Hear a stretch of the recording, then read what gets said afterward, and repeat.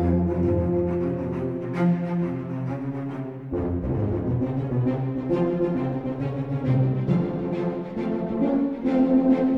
everybody, I'm Tim Mooney with the Timothy Mooney Repertory Theater, and today I'm continuing to work my way through my book, Acting at the Speed of Life, Conquering Theatrical Style.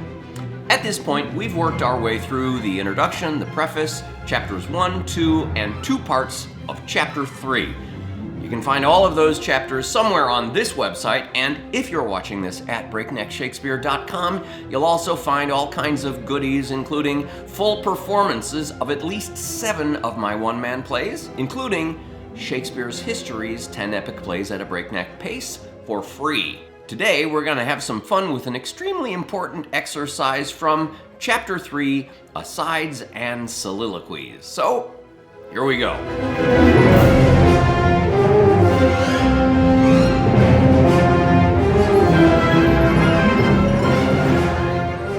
An exercise. This exercise works best if we don't reveal its name until the second half. Now, before this workshop began, we got a couple of monologues into the hands of 2 female volunteers, just so they could check for words they might not understand or know how to pronounce. This isn't meant to be an exercise in cold reading, although that can't help but be somewhat of an issue here. We've cast them in a scene from The Misanthrope as Arsinoe and Celimine. Side note, this scene is borrowed from my own adaptation of Molière's The Misanthrope, available through Playscripts Incorporated. We might suggest that Arsinoe is sanctimonious and that Celimine is a coquette. It might make more sense to say Arsinoe is uptight and Celimine is a free spirit. Or if all else fails, Arsinoe is a prude and Celimine is a... let's just say she seems to have a lot of boyfriends. And so it happens that Arsinoe is particularly fond of one of Celimine's boyfriends, Alceste, and she thinks if she can just find a way to pry Alceste away from Celimine.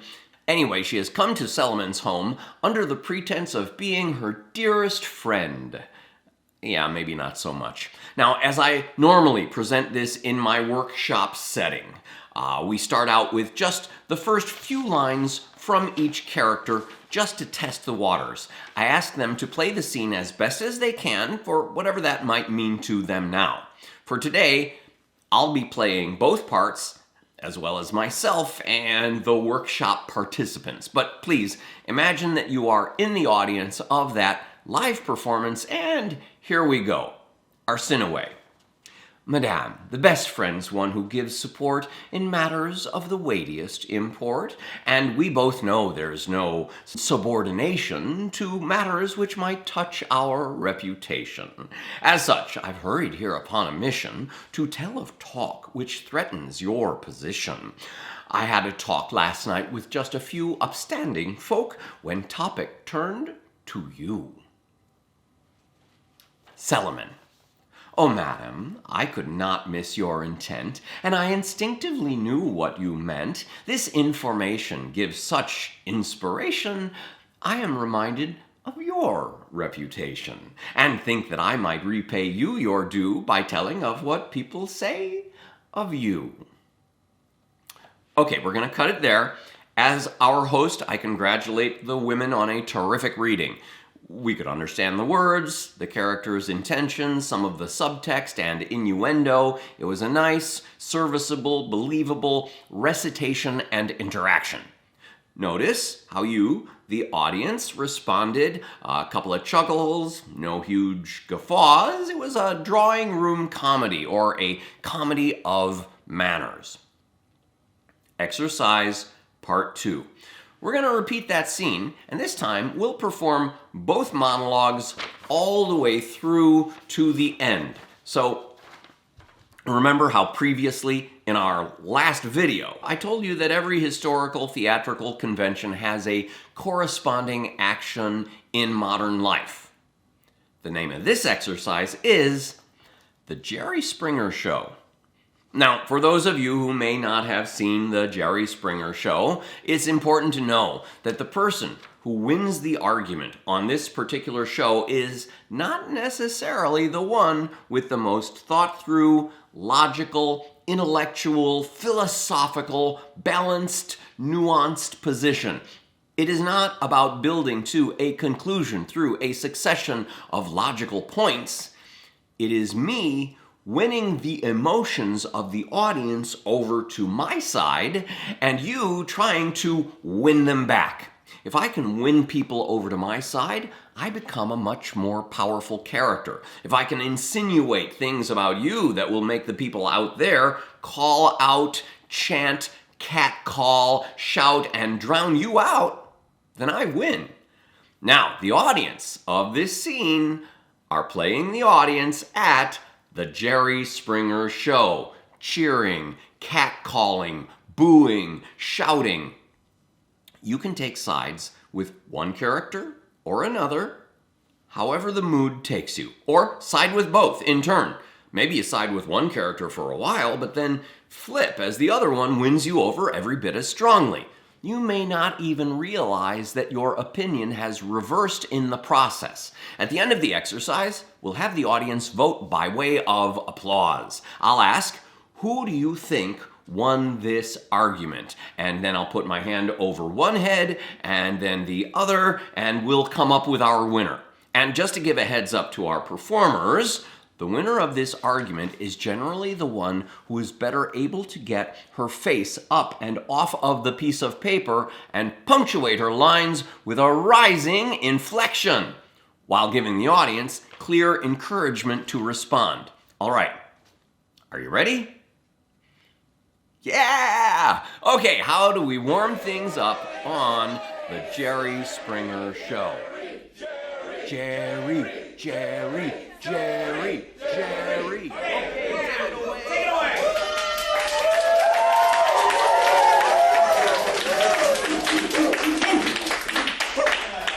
Madam, the best friends, one who gives support. Yeah!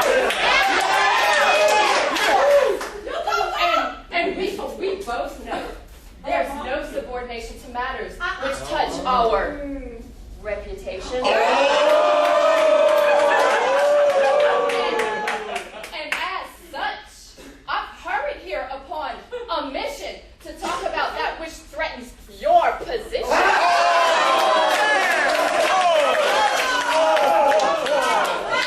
I had a talk last night with just a few upstanding folk when the topic turned to you.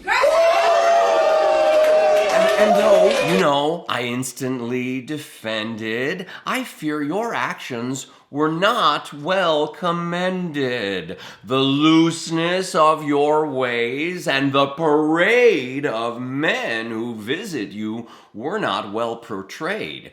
Your coquetry, I fear, is notorious, and they spoke in a tone censorious. I was astounded at this sharp attack, and in your fair defense, I did not lack.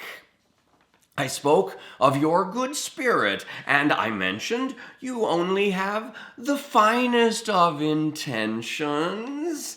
And yet, some things I couldn't quite gainsay, with issues that I can't explain away. And ultimately, I made the confession that your behavior gives the wrong impression, and that your actions might well be the source of gossip and conjecture rather coarse, and that you wouldn't be so oft mistook if you took greater care of how things look. It's not that I'm suggesting you're to blame for deeds the like of which we mustn't name, but people's minds do tend that way to go, and we must guard 'gainst vice's slightest show. I know you know my purity of purpose, intending only to do you great service. I share these thoughts to help my dearest friend and have in mind no other hoped for end. Oh, madam, I could not miss your intent, and I instinctively knew what you meant. This information gives such inspiration. I am reminded of your reputation, and think that I might repay you your due by telling of what people say of you. I'll follow the example that you've set regarding the good folk I have met. I stopped the other day at a soiree, and there some people, tasting the buffet, had launched a conversation that regarded where pious folk from piety have parted. Alas, I fear the prudery you savor was not regarded with all that much favor. Most notably, the twisted way you measure the nature of one's inoffensive pleasure.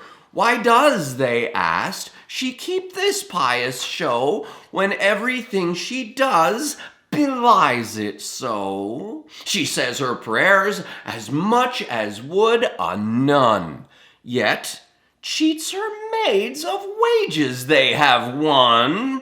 She shows her piety all through the parish, and yet she paints her face all thick and garish.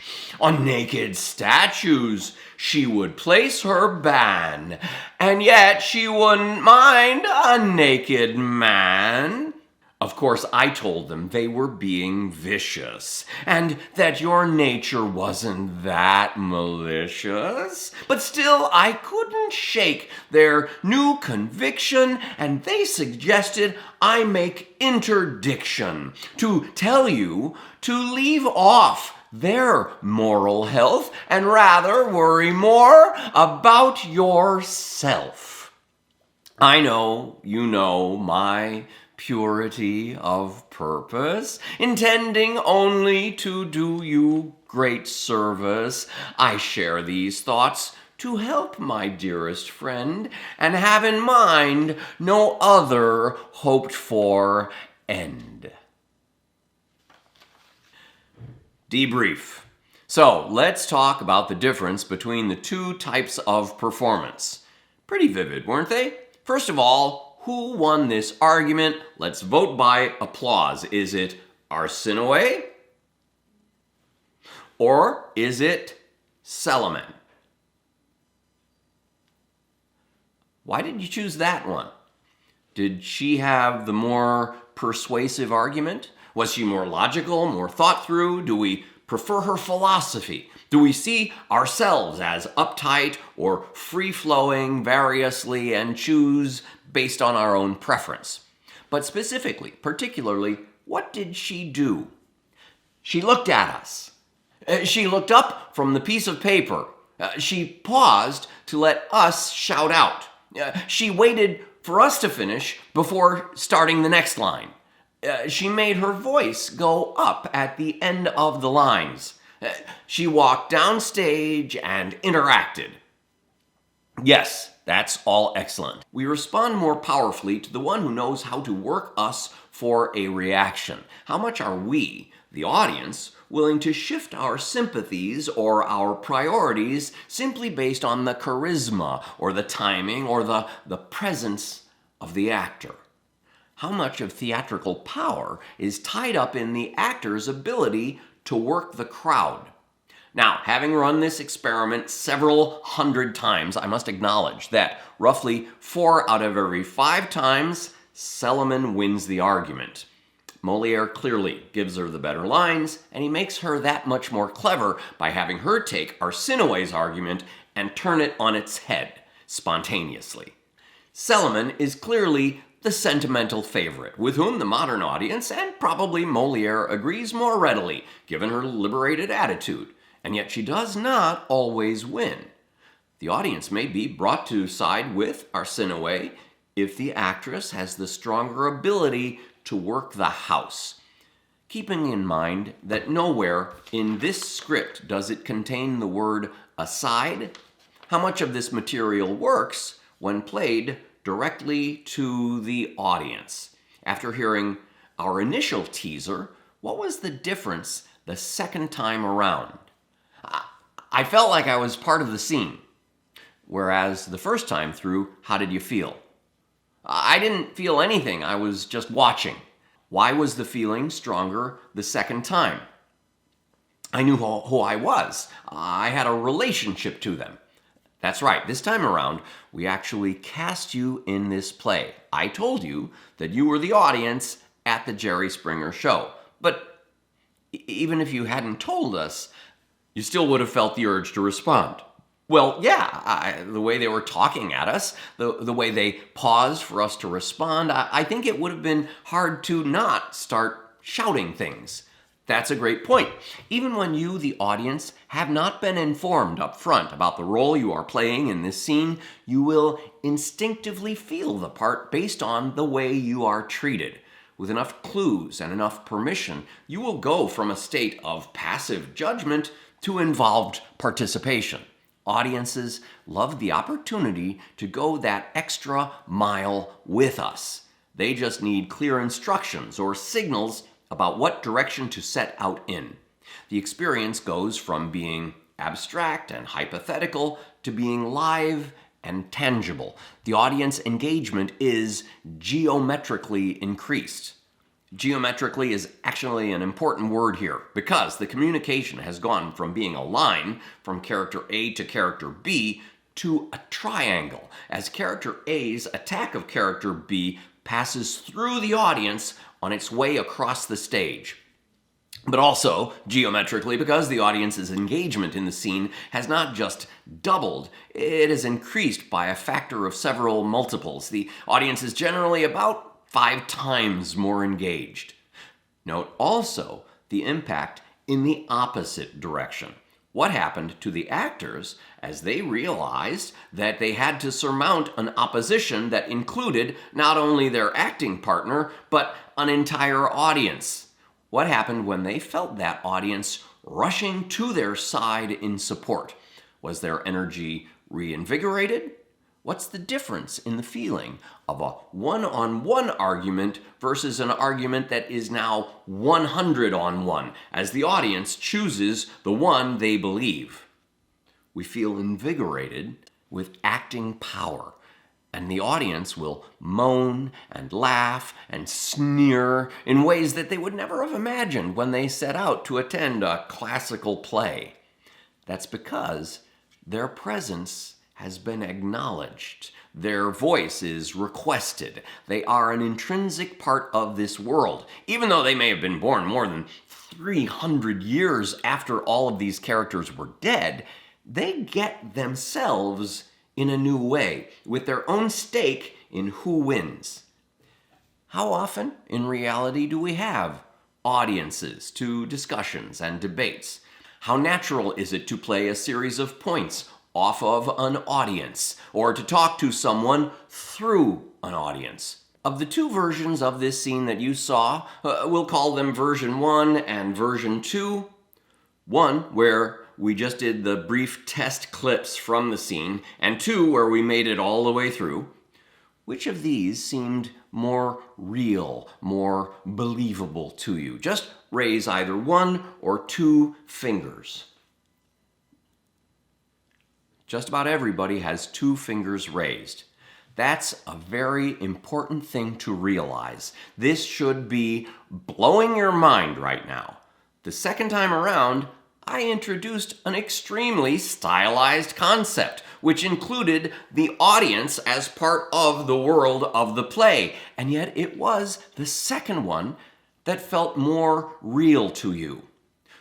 What this tells me is that realism is not equal to believability. In fact, realism often seems incredibly false to us as actors pretend that this mob of people inches away from them somehow do not exist.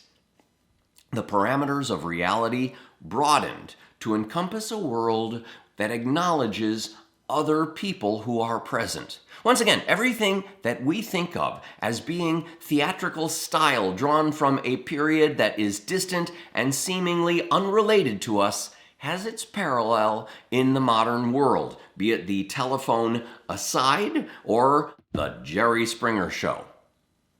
And that's the third part of Chapter 3. I love reading your comments, and I generally respond to all of them. Have you had an experience of feeding off of the audience's energy? Have you had any major discoveries spring up in the middle of audience participation? Let me know below. And if you'd like to help a starving actor out, please hit like or subscribe to this channel. We are on our way to our first 1,000,000 subscribers. Last time I checked, we were at 582 already. I'll be back soon with Chapter 4 titled Perfect It and Forget It. Again, if you just can't wait for another week to go by, you can get your copy of Acting at the Speed of Life, Conquering Theatrical Style, and read your way ahead.